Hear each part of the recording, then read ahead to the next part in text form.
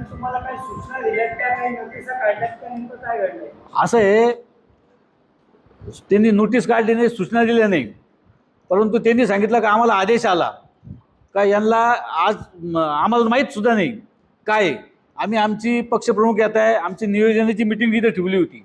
नंतर आम्हाला फोन आले की आम्हाला इथं पोलिसांनी दाबून ठेवलं. प्रत्येक पदाधिकाऱ्याला सांगून राहिले का तुम्ही जाऊ नका, तुम्ही इथंच थांबा.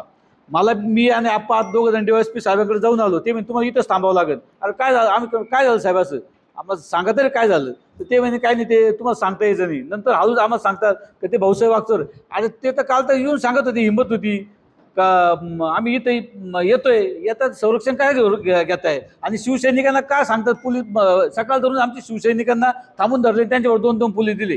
अरे हिंमत असेल तर त्यांना म्हणा ते सगळं बाजूला ठेवा, या इथं मतदारसंघात या, घरी तुमचं घर इथंच आहे, आम्ही इथंच आहे. तुम्ही त्यांनी साईबाबाची खोटी शपथ घेतली ना, त्यांना साईबाबा झोप सुद्धा येऊन देणार नाही, ध्यानात ठेवा.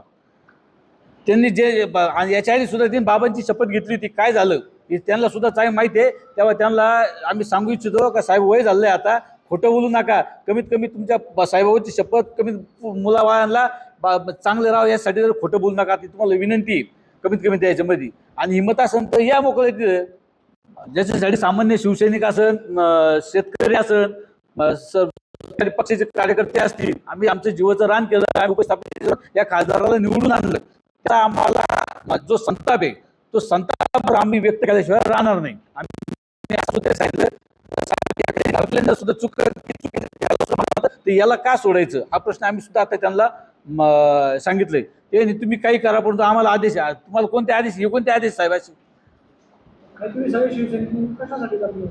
आज आमची बैठक आहे, आज पक्षाची बैठक आहे. त्या बैठकीसाठी सगळे पदाधिकारी इथे आलेले आहे. मी म्हटलं आम्ही सगळे इथेच आहे, तुम्ही कशाला सगळ्या ठिकाणी जातात, या इथंच म्हणलं.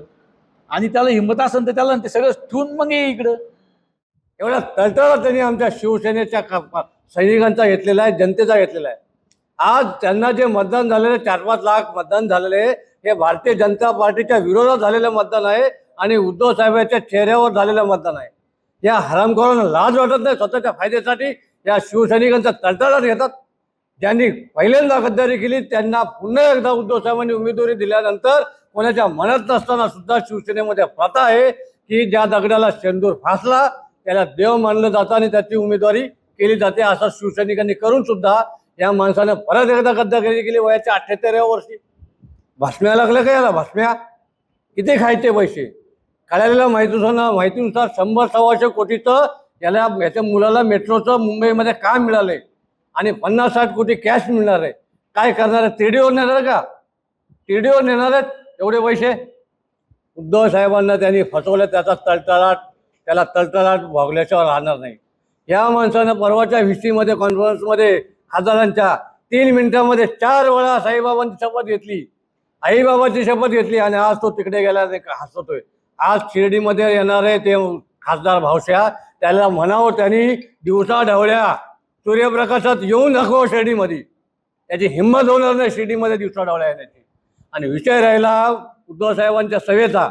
उद्धव साहेबांची सभा जी आहे ती प्रत्येक मतदारसंघामध्ये होणार आहे जिथे जिथे खासदारांनी गद्दारी केलेली आहे. त्याचाच एक भाग म्हणून 29 तारखेला सकाळी 11 वाजता आमच्या शिर्डी मतदारसंघामध्ये, या शिर्डीमध्ये सिद्ध संकल्प मंगल कार्यालयामध्ये उद्धव साहेबांची तोफ धडाडणार आहे. त्याचबरोबर त्या ठिकाणी संजय राऊतांची तोफ सुद्धा धडाडणार आहे. माझं या वाईट मध्ये आपल्या सगळ्यांना विनंती आहे, शिवसैनिकांना विनंती आहे, तमाम शिर्डी लोकसभा मतदारसंघातील जनतेला विनंती आहे, ज्यांनी उद्धव साहेबांच्या तोंडाकडे बघून मतदान केलेलं या भावशाला.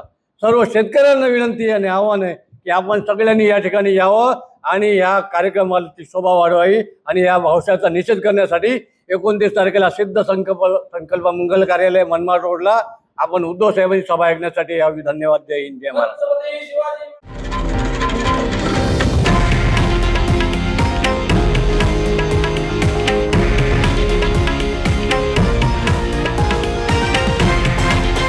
हे आहे देशातील नंबर 1 न्यूज नेटवर्क आणि आपण पाहत आहात TV9 मराठी, एकमेव.